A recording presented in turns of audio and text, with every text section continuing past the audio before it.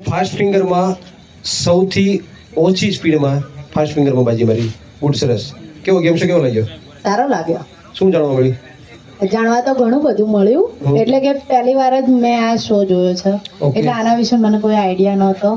પણ એવું હતું કે ફાસ્ટ ફિંગરમાં આન્સર આપવાનો આવી ગયા હોત સીટ ઉપર. ઓકે, તો હવે જાણકારી તમને શું મળી આમાં? બહુજન સમાજ વિશે જાણકારી મળી. બસ વીર મેઘમાયા વિશે થોડી ઘણી જાણકારી હતી. ડૉક્ટર બાબા સાહેબ આંબેડકર વિશે પણ જાણકારી છે. પણ જાણકારી એક એવી વસ્તુ છે કે જે તમે વાંચીને મેળવી શકો છો, પણ જાણકારી મેળવવી ઇમ્પોર્ટન્ટ નથી. એ વ્યક્તિને પોતાના જીવનમાં ઉતારવું ને એ બહુ ઇમ્પોર્ટન્ટ વસ્તુ છે.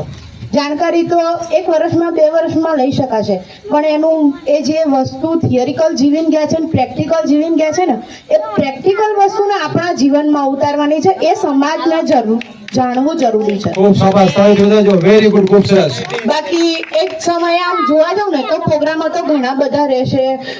સમાજ કાર્યકર્તાઓ આટલા બધા છે, સમાજનું પુનરુત્થાન થઈ ચૂક્યું છે ને થવાનું છે.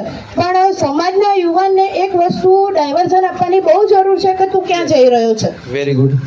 અચ્છા, હવે અમે જે 365 દિવસ નિસ્વાર્થપણે ફેમિલી સાથે જે અમે કામ કરી રહ્યા છીએ, એ કેબીબી ટીમનું કામ તમને કેવું લાગ્યું? સારું લાગ્યું. સારું. તો આમાંથી શું સમાજમાં થોડી જાગૃતિ આવશે ખરી?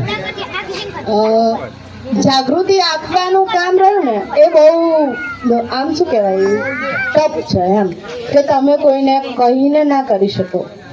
તમે કહેશો એ સામેવાળા ઉપર ડિપેન્ડ છે કે એને કઈ રીતે ગ્રહણ કરવું છે.